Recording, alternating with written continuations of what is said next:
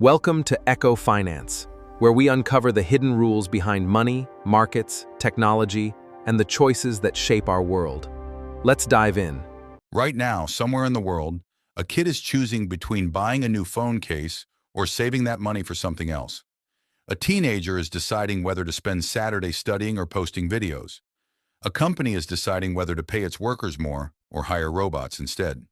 These choices look totally different, but they're all running on the exact same invisible operating system. Today, we're going to crack it open and look inside. Here's the secret that nobody tells you. Economics isn't about money. Money is just the scoreboard. Economics is actually the science of trade-offs, because every single resource in the universe, including the most important one you own, is limited. And that resource isn't your allowance, it's your time. Let's say you've got exactly 1 hour after school.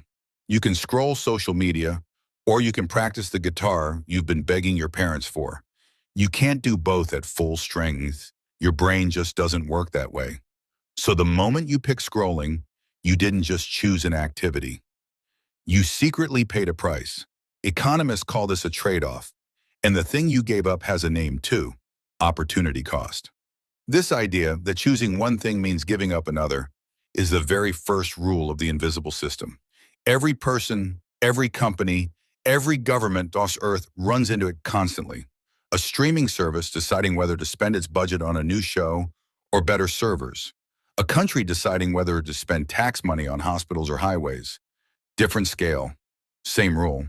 Okay, so everything has a cost, but how do you actually decide what's worth it? Here's where it gets interesting. Your brain isn't comparing guitar versus phone. It's comparing the next 15 minutes of guitar versus the next 15 minutes of phone. Economists call this thinking at the margin, judging decisions one small slice at a time instead of all or nothing. Think about eating your favorite pizza. Slice 1, incredible. Slice 2, still great. Slice 7, you're not even enjoying it anymore. You're just chewing out of habit. Each additional slice gives you less joy than the one before. That's the margin at work. And it's exactly how a video game studio decides how many updates to push, or how a phone company decides whether one more camera lens is actually worth the extra cost. Now here's a twist that trips almost everyone up. Imagine your school announces free pizza at lunch. Suddenly the line is enormous, and people who normally skip pizza are grabbing 3 slices. Why? Because the price dropped to 0. This is the second big rule. People respond to incentives. Change the cost or the reward of something, even slightly, and human behavior shifts, often in surprising ways. Incentives don't just work on pizza, they quietly run the entire internet. Ever notice how social media apps make videos autoplay and notifications impossible to ignore? That's not an accident. The app makes more money the longer you watch, so it's incentivized to design every button, every sound, every color to keep your thumb scrolling. You're not just using the app is responding to you, and you're responding to it. Incentives go both directions. Here's a real-world incentive shift you've probably lived through. A few years ago, ordering food meant calling a restaurant. Now it's 3 taps on an app. The cost, in time and effort, of getting food delivered basically collapsed. So what happened? People order out way more often, not because food got better, because the cost of convenience dropped. Lower the cost of anything, and people will choose more of it. Every single time, no matter what it is. So far, we've only looked inside one brain, yours. But the real magic happens when millions of separate decisions collide. Imagine every student at your school trading lunch items. You trade your apple for someone's chips. They trade those chips for a friend's cookie. Nobody planned this. Nobody is in charge of it. But somehow, through thousands of tiny trades, everyone ends up with lunches they like better than what they started with. This is the third big rule. Trade can make everyone better off, even when nobody's being generous. Nobody traded out of kindness. Everyone traded because they personally ended up with something they valued more. That's not selfishness breaking the system. That's literally the system working exactly as designed.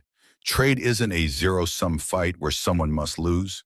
Done freely, it's one of the only situations in life where everyone can walk away a winner. This is exactly why global trade exists. A factory in one country might be incredible at building phone chips, but terrible at growing coffee. Another country might have perfect coffee farms, but no chip factories. Instead of each country trying badly to do everything, they specialize in trade. The result? More phones, more coffee, and lower prices for everyone. Not because anyone's being generous, but because specializing and trading is just mathematically more efficient than going it alone. But who decides the price of that coffee or that chip or that phone case you were eyeing earlier? Nobody, really. Not one single person or company secretly controls it. Prices emerge from millions of buyers and sellers, but all silently voting with their wallets at the same time.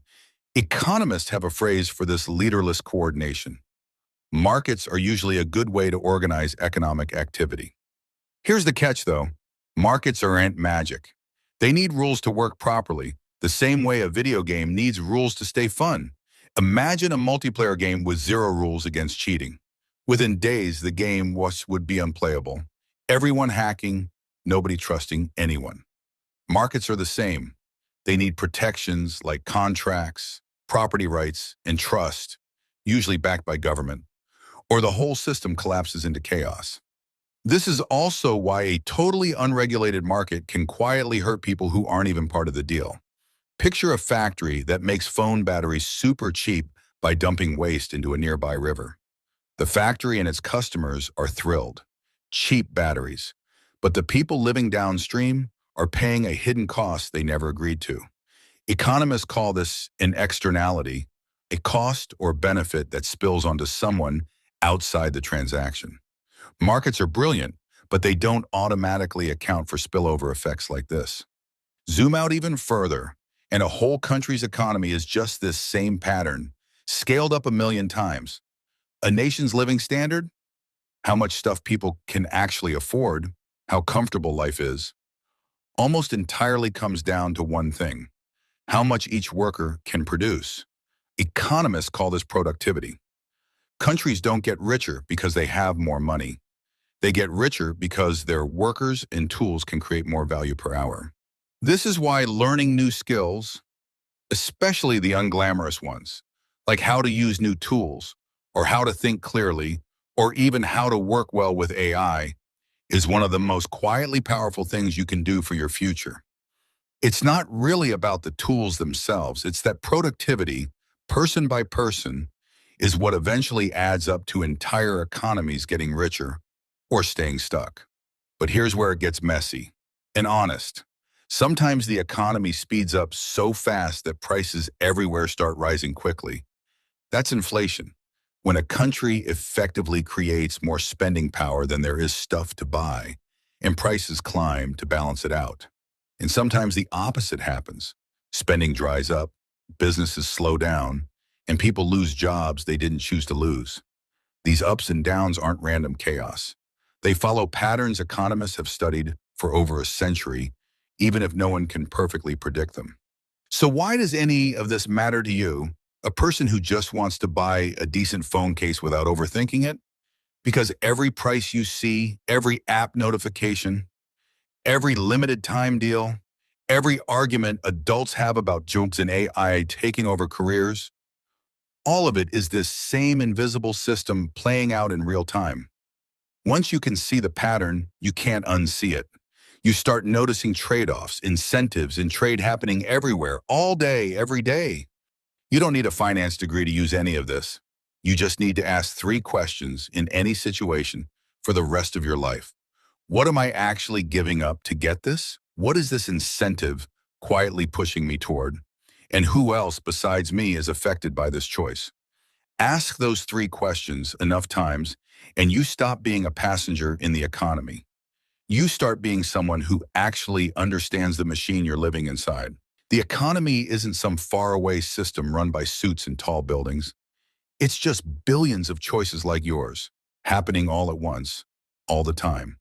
And now that you've seen how the gears turn, you'll never look at a shopping app, a school cafeteria, or even your own free time the exact same way again.